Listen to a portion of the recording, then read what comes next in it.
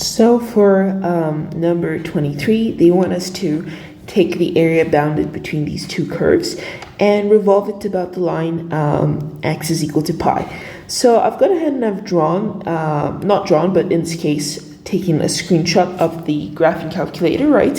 The upper curve is cosine x to the power of 4. The lower curve is negative cosine x to the power of 4. And we're revolving about this line here, which is, this is x is equal to pi. All right, so let's think about what happens when we revolve this. So when we revolve it, it's like we're going to take this little section here that's between these two curves, and it's going to get revolved into a cylinder like so. And I've drawn this quite poorly, but hopefully you guys can understand that.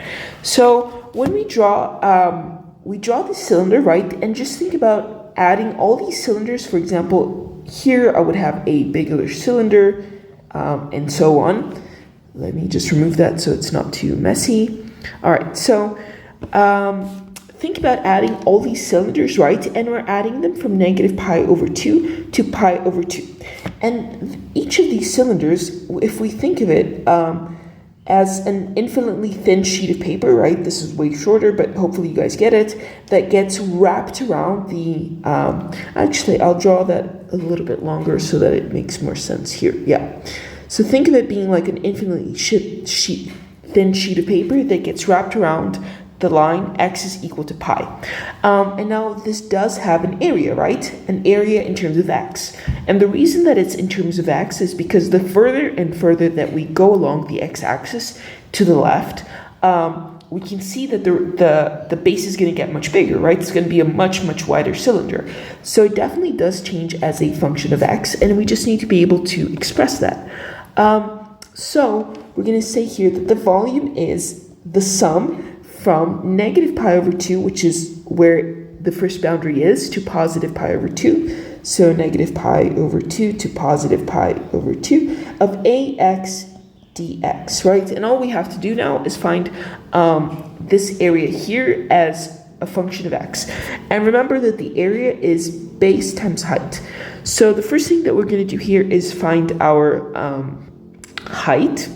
And as we can see here, the height is basically, because this is symmetric, we can think of it as 2 times this, where it touches the curve up here, right? Because it touches us at cosine to the power of 4, it goes in this direction, and then plus in the negative direction. So we can see here that this part in blue is 2 times the curve wherever it touches in this orange curve. So it's 2 times, this is twice cosine 4 to the power of x, right? That is that height. So if we were here, we would go from 0 to cosine to the power of 4, and then just double that length. So it would be double that. And this would be our height that would get revolved around like so. Let me remove that. Okay. And once we have our height, now we just need to think about our base, right? And our base, we can see here, that our base is just going to be the base of our cylinder. And now this ends up being a circle, right? The circumference of a circle. And the circumference of any circle is given by 2 pi r. And now we just need to think about how to express this r in terms of x, since we are integrating with respect to x. And now let's think about how to get there. So, and let's think of this point here as a generic x, right? We're somewhere along the x-axis. So this point is measured from 0 all the way out to wherever I'm at on my x-axis. It's this length. However, I don't want this length in pink, right? This is too short. What I want, and I'm going to do that in a different color, is this length right here. That's this length in green, which is my actual radius, right? That is center at x is equal to pi. And as we can see here, this whole distance is pi. So we can see here that this, this length in pink plus the length in green is equal to pi. So pi is equal to r, which is in green, plus in pink is just going to be my value of x, right? It's wherever I'm at on my x-axis. So if I were at x is equal to pi over 4, that would just be pi over 4 plus x. And so if we move this around, we can see here that basically the radius is going to be, I'm going to bring this x to the other side, that's just pi minus x, which makes sense, right? It's the whole length of pi minus wherever I'm at. So for example, if I would be at 0, it's just, that length would just be pi, would just be super long. And if I'm very close here, it would be pi minus maybe, I don't know, 0.9 pi, right? So that would give me something that's very small. So let me delete all of this. All right, now I have an expression for my radius, right? Therefore, my circumference is equal to 2 pi, and wherever I have the radius, I'm just going to substitute that for pi minus x, because that's the length from the center here at pi all the way out to my value of x. So that is 2 pi times pi minus x. Okay, so once I have this, and let me clean this up a little bit. So once I have this, I can say here that my area is equal to base times height, which is equal to 2 pi times pi minus x, that's our base, right?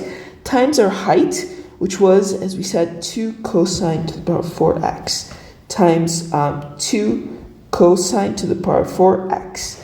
So that's my expression for the area, right? So whenever I plug in a random value of x, say that I would be here on my x-axis, it would output the area of the cylinder at that particular point. So our volume is given by the sum of all these areas, right? So we're summing them up from negative pi over 2 to positive pi over 2. And now I'm going to put 2 pi times 2 outside, so that's 4 pi, because that's a constant. And inside the integral, we just get cosine to the power of 4 of x times pi minus x dx. And now it's asking us to plug this into a calculator, right? It doesn't want us to integrate it ourselves. So I'm using the calculator symbol lab, and when I plug this in, this definite integral, it evaluates to 46.50942. And so this is my volume when I take this area here in yellow and I revolve it around the line, x is equal to pi. And that is it. And hopefully you guys don't have any questions and that was made clear for you. Let me just send this.